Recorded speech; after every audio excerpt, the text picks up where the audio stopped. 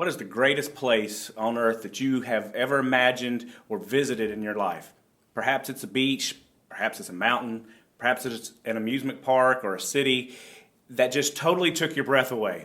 The most perfect, surreal moment that you've ever experienced in your life, and think that's nothing compared to what we're talking about. Jesus himself said in Matthew chapter 6, "Where is your treasure? Where is your home?" And Paul, in our text in Philippians chapter 3, he focuses it on one center place in Philippians 3 and verse 20 when he says our citizenship is not here. Paul says our citizenship is not here. He says our citizenship is in heaven above. We have different views within the Bible of what heaven looks like, especially with Revelation 21 and 22, where Jesus is showing John exactly this beautiful picture of a city that's indescribable, and John tries to, in his human terms, put something down on paper that you and I could grasp a hold of and understand. Paul understood a little bit about dual citizenships. Earlier in chapter 3, he spent a lot of time talking about being a Jew and being a Pharisee of Pharisees, and yet he was zealous. He did the things that he tried to do. And yet later in his life, he would use his Roman citizenship to be able to stand before Caesar. And yet he says, above all of those things, his citizenship was still not here on earth. His citizenship was far greater than that. I think too often in our life, we spend so much time focusing on the things here on this earth, the things that are here and now. Especially being young, we focus on our school, we focus on our relationships, we focus on graduating and looking for a job and looking for a spouse to be able to spend the rest of our life with. We spend time focusing on where are we going to live? What kind of vehicle am I going to drive? What are the things that I am going to have here? And we spend so much time and effort that we forget and we miss what is exactly the most important thing of our life, and that is heaven itself. When Jesus himself said, "Do not lay up for yourselves treasures on earth," he said these things that are here on earth, they're corruptible. They fall apart. How many things have you owned in your life and you received them perhaps when you were a child, and you waited Christmas morning and you woke up and you got that toy? You received exactly what you were looking for underneath the Christmas tree, and when you played with it, oh, it was the best thing in the world. It was the most grand toy you've ever had. And then something happens. Perhaps you played with it so much and it broke. Perhaps someone stepped on it. Perhaps you just forgot about it. And when you come back to it, it's not the same that you had, because Jesus said these things in this life are just that. They are things that will fall apart. Paul himself said in 1 Corinthians chapter 15 that when our time comes, what you see around you, this corruptible nature, this corruptible body, this corruptible earth, will all be done away with, because what is corruptible must put on incorruptible. And so he pleads with the church of Philippi, don't follow after the people who are focusing on things that are earthly. In fact, he says in the verse prior to it, in verse 19, that their destruction is coming because they set their minds on earthly things. So often we sing glorious hymns. This world is not my home. I'm just passing through. We're looking for something better. I'm reminded of the Old Testament story of Abraham in Genesis chapter 12, of how God comes to him and he says, I'm going to show you something better. I'm going to give you a land. I'm going to give you a people. And the people are going to be great. But what's interesting is, when you look at what the Hebrew writer has to say in Hebrews chapter 11, in this great hall of fame of faith, Abraham and Isaac and Jacob, they are described as sojourners. They are described as sojourners in a land that they never owned. They never possessed Canaan. They never possessed the promised land. That would come hundreds of years later when Moses would lead his people to the gate of the promised land and Joshua would take them over.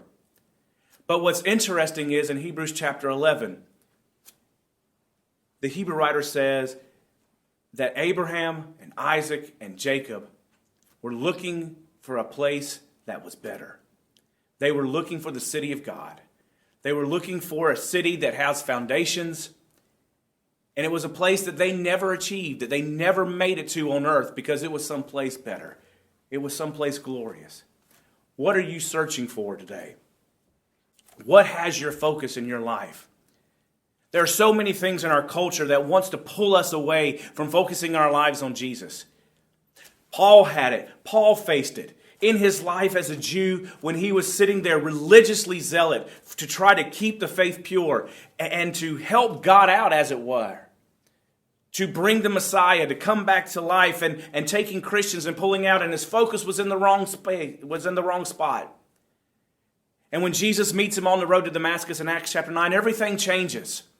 Everything in his life that he thought he knew, everything that he focused on, the here and the now, he got a new revelation, as it were, that there was something better.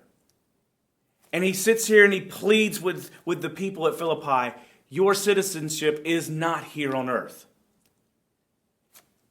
I wonder, how would it be if we approach situations, perhaps our relationships, perhaps our work, perhaps the things that we truly focus on, how would those things change if we changed our focus and really viewed that our citizenship was in heaven and that it was not something that was afar off? I heard a preacher say one time that it is, as a preacher and as a minister, as a youth minister, it is our job to show heaven to the people that we're talking to. Wow, what a challenge to get us to see something that is greater, something that is out there, something that is far away, that, as Abraham described, as something that was afar off. And so here we are. We are taking this look, and Paul says, focus on things in heaven because we await Jesus' return. It has to be asked in a question. It has to be asked in a series like this. Are we ready for Jesus to return? Paul would sit in numerous places and says he eagerly awaits Jesus' return. At the end of the last book of the Bible, as John is finishing out his revelation, he simply writes these words, even so come quickly, Lord Jesus. Is that your prayer? Is that your thoughts? I understand, and many of the other people understand, that we live in today. We live in this world that is around us, and we have everything around us pointing us to just the opposite. And Satan and all of his temptations and all of his schemes that he tries to use to pull your focus away, because if he can pull your focus away from the ultimate goal, what is left? And Paul pleads, remember, when Jesus comes, he will transform our lowly body to be like his glorious body, and by the power that enables him even to subject all things to himself. Can you imagine? What you see in front of you, what you see on your hands, and the skin and the flesh and blood will be changed to something better, to something glorious, to something that, as Paul says, is like Jesus himself.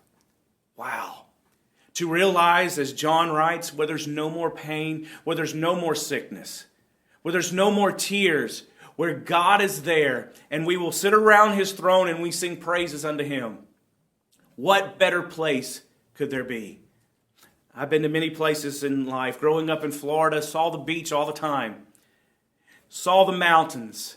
Have seen wonderful, beautiful oceans flying over on mission trips and different things. And nothing on earth compares to what we have sitting in heaven. When Jesus stands before Pilate, Pilate asks him a simple question. Are you a king? Is this your kingdom? And Jesus' response back to Pilate is something that is interesting, and I remember hearing it growing up and thinking it was kind of odd. When Jesus says, my kingdom is not of this world. We sit and we will stand in school and we'll say our Pledge of Allegiance, and we'll pledge allegiance to the flag of the United States of America. And we live here. And living in the United States is a wonderful blessing that every single one of us should cherish. But ultimately, our home is in heaven. And that no matter what happens on earth, No matter if things such as the government or things such as other people come through and take our freedoms away, we must never forget that our ultimate home is not here. Oh, what a glorious day that's going to be. And we get a little picture of what that life will be like. And that time when Jesus says in Matthew 25, he calls all the nations of the earth together. And he separates out the sheep from the goats. And we all get to stand before the judgment seat of God. And we stand before that throne and in all of his glory. And he says to those on the right hand, those sheep, come, enter this home that's been prepared for you. Do you remember as Jesus was getting ready to leave his disciples? He said in John chapter 14, I'm going to prepare a place for you, a place that has many mansions, a place that is more glorious than you could ever think of. And I will come back. I will come back and I will take you home. And as we stand before him and he separates us out and he says, come into this home that I prepared for you. What a day that will be. Oh, we sing the songs. There's a great day coming. Oh, and can't you feel the excitement to stand before that throne, to stand and see the glories that awaits? But the opposite is just as scary. When he turns to those on the left there in Matthew 25 and he says, depart from me, I don't know you. Don't miss heaven. I've heard it said one time that we will all stand and get to see heaven one time. And as I was listening to a preacher, I remember being young and hearing him talk about this. And as he said, we will stand and see heaven one time, he says he believes seeing heaven once and not getting it will haunt us for all eternity.